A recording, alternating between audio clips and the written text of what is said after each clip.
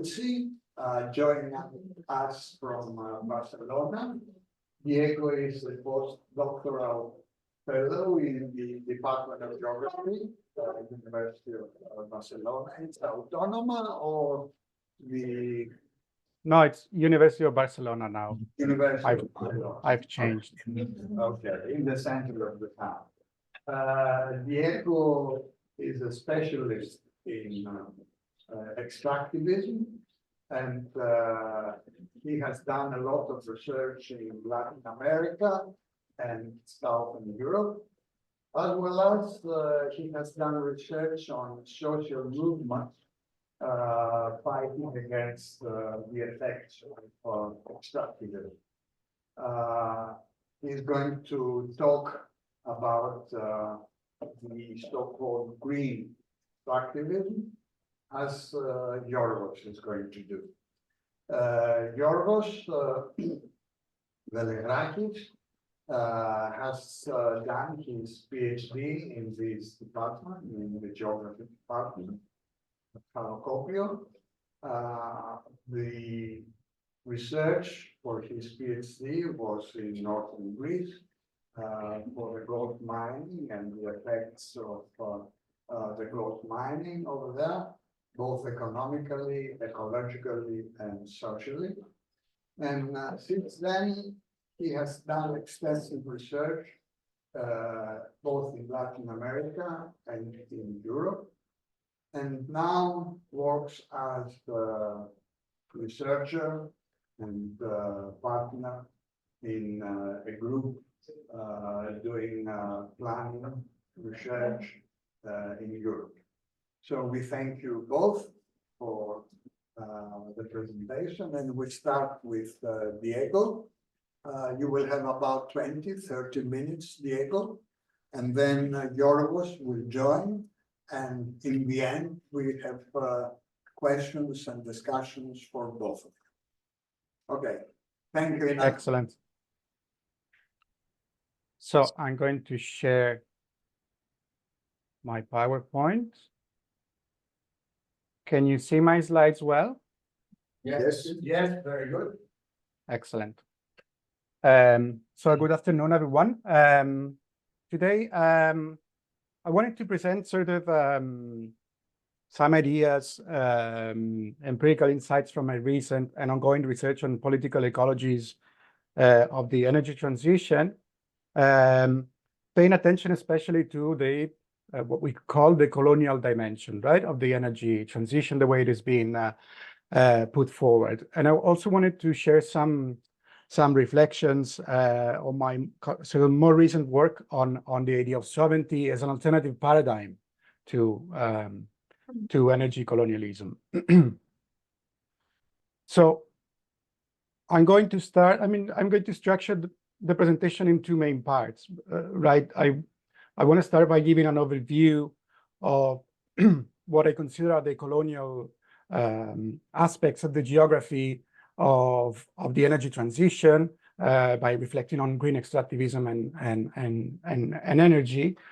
And then I'll move on to this idea of sovereignty. And in the second part, I'm going to draw a little bit more on my own sort of ongoing research on the fieldwork that I'm doing right now here in Catalonia with movements that oppose macro renewables, as they call them here, right? Like large-scale renewable energy projects. Now, this second part is a little bit more tentative, so please be a little bit more tolerant, and I appreciate your feedback on that. So just to share my sort of overall working hypothesis when it comes to talking about energy transitions, I think that mainstream energy transition plans, the way they're formulated by dominant institutions at different scales, they are plans that reinforce rather than challenge the what I would call the unsustainable and colonial character of what we already knew of fossil capitalism, right? Because they are based on sort of electrifying and decarbonize the economic system and the energy system, while at the same time maintaining all of the bad things that we didn't like about the fossil capitalism in the first place, like unlimited accumulation, social inequality, and what I would call a profound ecological irrationality of capitalism. So we can think of these transitions plans in a Gramscian sort of way as following a logic of passive revolution, because they imply if everything goes well, of course, then there's a little bit of a disconnect between plans and reality, and I'll talk about that in a second. But if everything goes well, we will have a massive change, an epochal change, but a change directed from above, right? Like a revolution from above that Gramsci talked about, based on co-opting, depoliticizing, and diffusing transformative demands from below, and basically trying to change as many things as possible so that everything stays the same, right? The philosophy of passive revolution. Moving on to kind of a more precise concept that comes from critical and radical geography, we can think of this transition as a socio-ecological fix, a term that has been introduced in the last 10 years or so to reflect on several different processes, but especially James McCarthy and other geographers close to him are relating directly this concept of a socio-ecological fix to energy transitions. Fix, as you know, in English, has this double meaning, right? Of fixing something in the sense of repairing it, and doing that while fixing capital on the land, right? Like increasing investments in fixed capital. This is something that comes from David Harvey. So through these massive investments in renewable and these plans, so ambitious plans for energy transitions, what capital is trying to do, according to this conceptual framework, is trying to respond to threats to accumulation and legitimacy associated with the climate crisis, right? So by following these plans, capital can reduce dependency on fossil fuels, they can diversify energy sources, and there's kind of an important geopolitical element there as well, right? As we saw at the beginning of the Ukraine war, the panic throughout the European Union about not being able to access Russian gas anymore, and the way that very quickly all of the decarbonization plans of the European Union were reformulated as necessary also for achieving energy independence, right? So this is kind of more the political economy side of it.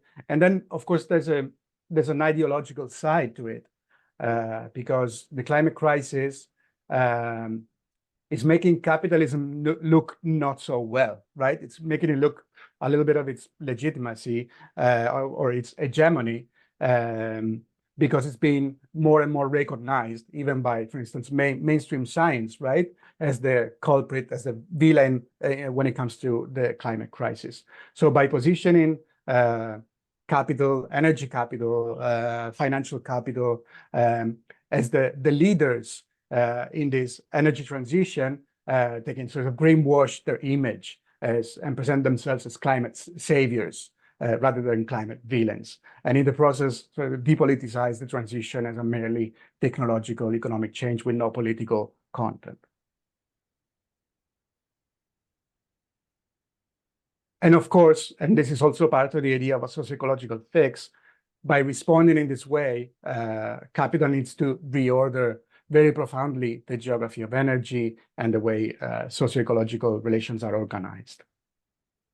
Now, I mentioned earlier that we always need to be aware of the fact that there's a little bit of a disconnect between how ambitious these plans are and the reality of what is actually going on.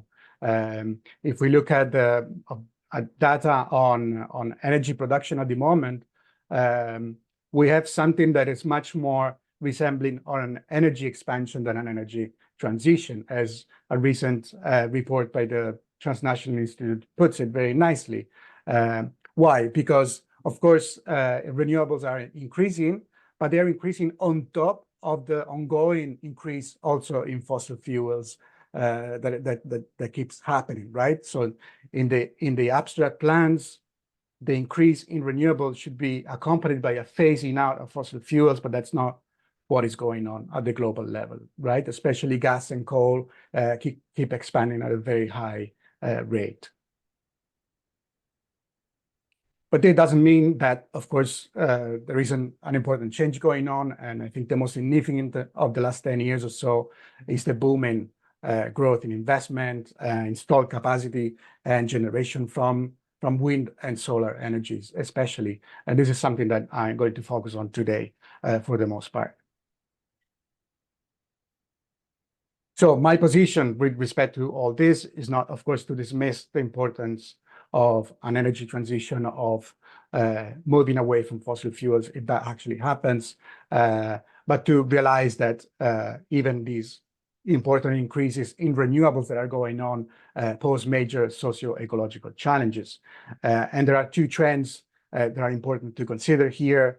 The first is an unprecedented growth in the extraction of minerals to build all these technologies, right? All the solar panels and all the wind turbines and all the associated infrastructures like high tension power lines and so on. And the other is the fact that these renewable projects themselves require a lot of land. They're going to lead, and I'm going to explain that a little bit more. Every critical scholar expects them to lead to a new wave of land occupation and grabbing.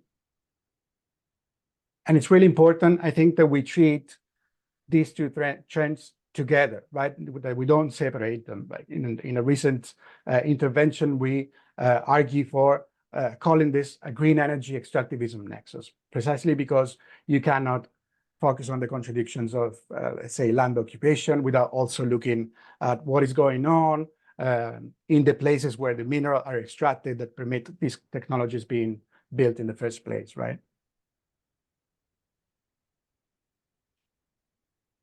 So now I'm getting to the first more empirical part on the colonial character of this transition, and I will start talking very briefly about green mining, and then I'll move on to energy technologies. So first of all, when we talk about renewable energies, we need to be aware of the fact that they require a lot more minerals than fossil energy. To produce the same amount of energy that you would produce from fossil energy with solar and wind, you would need at least 10 times more minerals, right? In conservative estimates. There are studies that estimate up to 25 more times the amount of minerals that we would need. And imagine this, the amount of new mines that it signifies, the massive expansion of extractive frontiers that it signifies, especially, as you can imagine, frontiers in the global south, as we are already seeing, right? This will be accompanied by tremendous socio-ecological impacts and injustices. And despite all that, the big paradox here is that all that is being framed as necessary and urgent for planetary salvation from climate change, right? So it is a necessary sacrifice that is going to be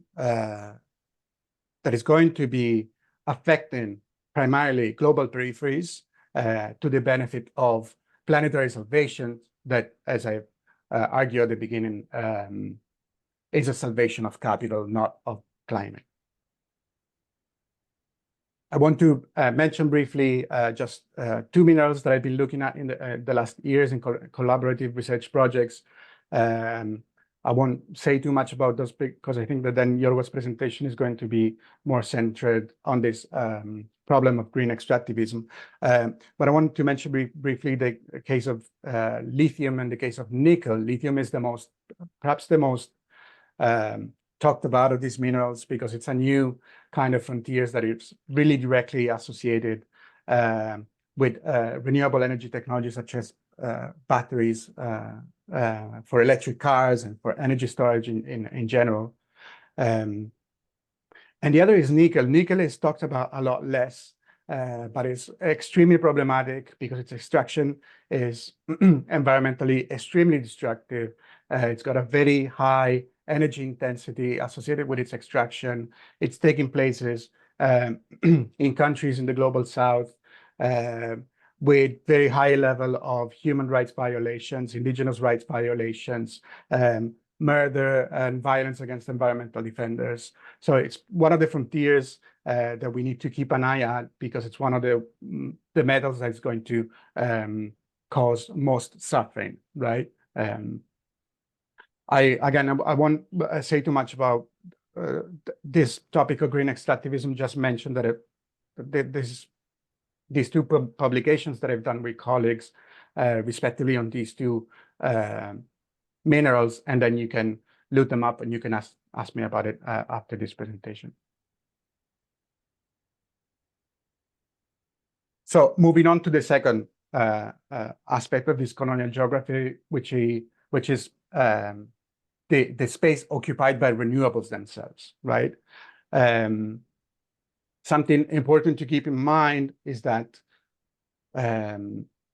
shifting from fossil fuels to renewables, industrial scale renewables, is going to change very profoundly the geography of energy, right? Some authors that write about it talk about a historic shift from a spatial regime of intensive verticality, which is the spatial regime of fossil fuels, to an extensive spatial regime. What do I mean by that? Fossil fuels have very high energy density. They are very concentrated in space, and to get at them, you need to go vertical, right? You need to dig holes. That's why they call it intensive verticality. Whereas renewable energies, so-called renewable energies, they simply occupy land, right? They don't go vertical. They're just extensive in space, right? And just to give some idea of the magnitude of that, from this article by Matt Huber and James McCarthy again, they show that again, to produce the same amount of energy that you would produce from fossil fuels, you would need up to 600 more land if you want to produce it with wind energy, and up to 6 times more land if you want to produce it with solar power, right? It's a huge, massive increase in land occupation, and as you can imagine, really problematic. Now, these are data that might change as the technologies become more efficient. Perhaps this impact is going to be reduced a little bit, but it's going to be massive nonetheless. And that's why I'm saying that this is expected to bring about a massive new wave of land occupation. There are some colleagues here in the Autonomous University of Barcelona that are writing about renewables grabbing, for instance, right? Linking literatures on land grabbing and green grabbing with this new wave of renewable power. And of course, this is going to be linked as well to the disarticulation of rural and community economies, especially in marginalized spaces. I'm writing with a good colleague of mine, Gustavo Garcia Lopez, kind of a literature review on this phenomenon and on the colonial undertones of all this. Something that another colleague, Susana Batel, calls renewable energy colonialism.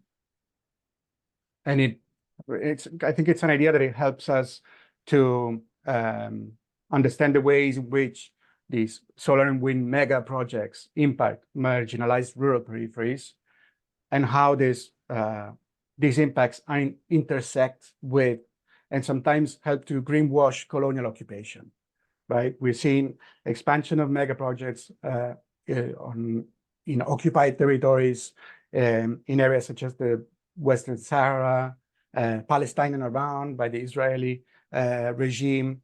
And this is, of course, easy to imagine, right? If you need a lot of land, you need a lot of land that is cheap. Your best bet is going to be marginalized land, right? And usually the land occupied by people that you want to get rid of, it's going to be a good candidate for giving you easy access to that cheap land, right? There's this very nice collection that was published last year, this book by Hamza Hamoud, Shane, and Cathy Sandwell, that presents a very nice collection of cases from North Africa and the Middle East of these kind of phenomena. And what is interesting about that is that they also show connections to energy imperialism in the sense of connections to the interests of energy companies based in the imperial core, for instance, in Europe and the UK, towards these countries in the Arab region, in North Africa, and so on. And especially in North Africa, what is interesting is that it's not only imperialism in the sense of sending your companies there, doing land grabbing, appropriating the value, like the economic profits, but there's also an actual appropriation of the energy that is produced through these projects of drawing underground cables that go from North Africa to Europe and to the UK, and to sort of repurpose North Africa as a massive empty land to put solar power and wind energy, so that Europe can achieve more energy independence from Russia and the like. And these dynamics, these colonial dynamics with links to imperialism, are not only taking place at the sort of global scale with these relations between occupier country and occupied country, or imperial core and global periphery, but they're also being reproduced inside countries, right? With the production or reinforcement of internal peripheries, as it's typically the case, for instance, for indigenous territories, but also other marginalized sort of rural peripheries in the global south, but also we see that increasingly in the global north. And we see them here expanding very much, and I'm sure that in Greece you will see that too.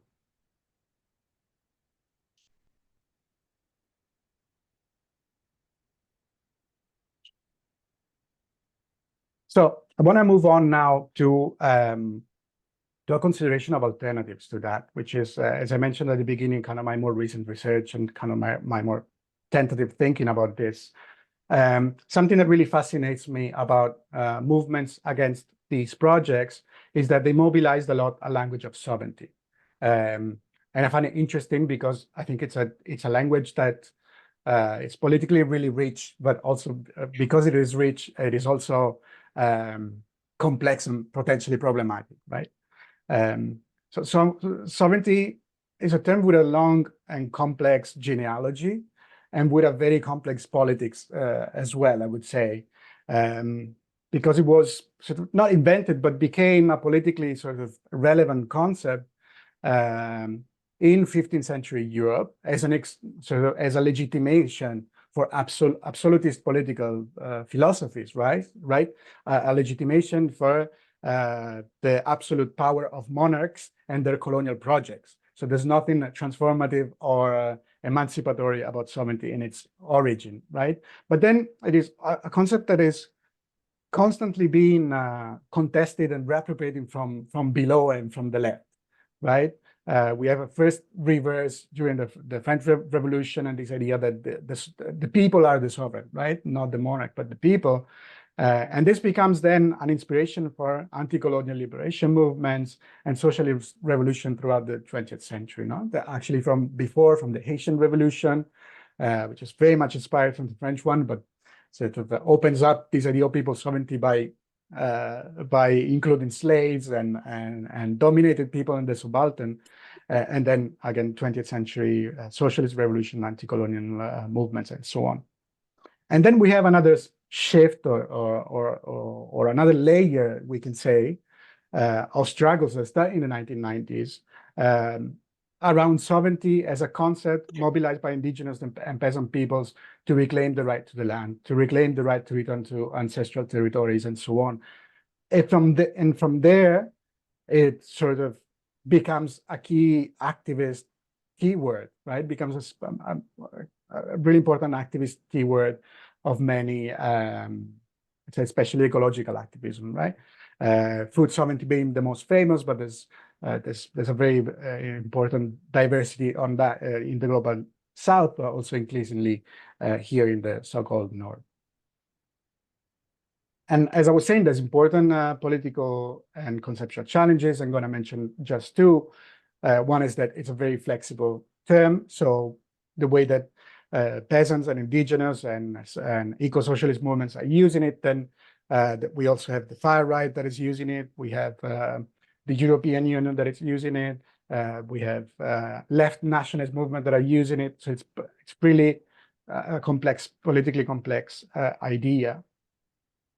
And another challenge, I would say, conception, but also political, is that sovereignty is centered, the way the activists use it, on defending one specific piece of land, one specific piece of territory. So it poses the sort of the difficult challenge of connecting all of these sovereignty struggles into the same political project, right? Political, transformative, counter-hegemonic project that needs to be built from such diverse sovereignty struggles.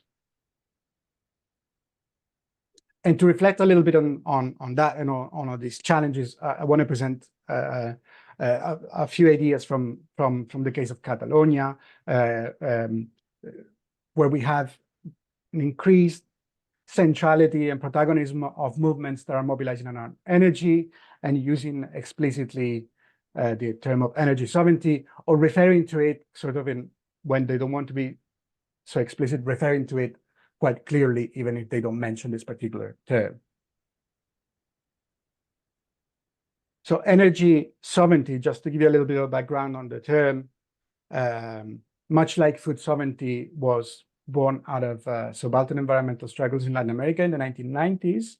But unlike food sovereignty, food sovereignty is much discussed. There's a whole body of scholarship around it. There's a very structured global social movement around it, organized around the Via Campesina and so on. So it's very advanced ideologically and organizationally as a movement, whereas energy sovereignty it remained much more invisible throughout these 3 decades, and sort of re-emerging now in the context of the energy transition and opposition to it, right? Here in Barcelona and Catalonia, where I'm based, it became a keyword for activists around 10 years ago, when a new network was created called the Catalan Network for Energy Sovereignty. And what they did specifically was to create a platform with a lot of environmental movements, most of them working on energy. And inspired by La Via Campesina, they decided to create a clear energy sovereignty as a clear sort of shared goal. And they define it, and this is taken almost word for word from La Via Campesina's documents, just changing food for energy, basically. It's defined as the right of communities and peoples to make their own decisions with respect to the generation, distribution, and consumption of energy. And it continues also in similar terms in ways that are compatible with the sort of socio-ecological context and so on. Shortly after this definition, they published a manifesto when they called for a complete overhaul of the capitalist and colonial energy system based on 3 core principles. The first is democracy and social control of the means of production, the means specifically of energy production, decentralization and territorial rootedness of energy systems, and real sustainability and degrowth. So they're imagining an energy system which is based basically on territory, community controlled, disconnected from big capital, big energy companies, and so on. And with this sort of degrowth horizon, there's an increasing use also of the term degrowth here in Catalonia among movements, which is a way for them to say, I'm anti-capitalist, but I don't want to be too explicit about it. So they use the term degrowth, which is kind of more, or perceived as more politically neutral or more ambivalent, and so on.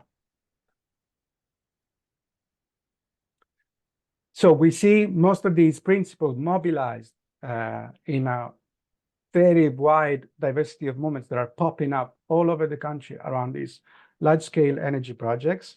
And what they're doing mostly is sort of keeping this term energy sovereignty implicit and just mobilizing the contents, right? So they have claims that are against extractivism. They don't want internally marginalized peripheries being sacrificed to produce energy and value that is then exported to the industrial centers. They want territorial self-determination. I mean, they want to have a right to decide the priorities for local development against outside imposition and outside definition. This is really a resistance, also the discursive definition of certain peripheries as amenable to sacrifice, right? There's certain peripheries that either need development and need improvement, or they can be sort of sacrificed for the greater good of the country or the energy transition and so on. And finally, and this is, I think, one of the most interesting aspects, is the right to live off the land, right? This is a mobilization of sovereignty where we get sort of energy sovereignty and food sovereignty coming together. And it's mobilized especially by peasants and peasant organizations who are starting in the very last years to resist these energy projects, saying, I have a right to remain a peasant, right? Ceding these lands, letting these lands being occupied to produce energy, and sort of mechanizing more the countryside and producing food with a more high technology types of investments, and emptying the countryside is not a future that I want to be part of, right? I was born a peasant, my parents were peasants, I want my children to be peasants as well. And so there's a very interesting connection here. I think I'm going a little bit over time, so I think, right, I'll just go through this last slide and then I'll leave it there. As I said, one important challenge for this kind of movements that are really flourishing now is to find a way of coming together and become one movement, or at least become develop a horizon, a shared horizon of change, what we could call counter-hegemonic horizon, right? And I think they are doing that, but they are sort of torn always between having to, or wanted to, frame their demands in very pragmatic terms. Like they want to be socially acceptable in areas that are not politicized, right? So they cannot say, we don't want capitalism. They need to say, we don't want these macro projects to occupy fertile land.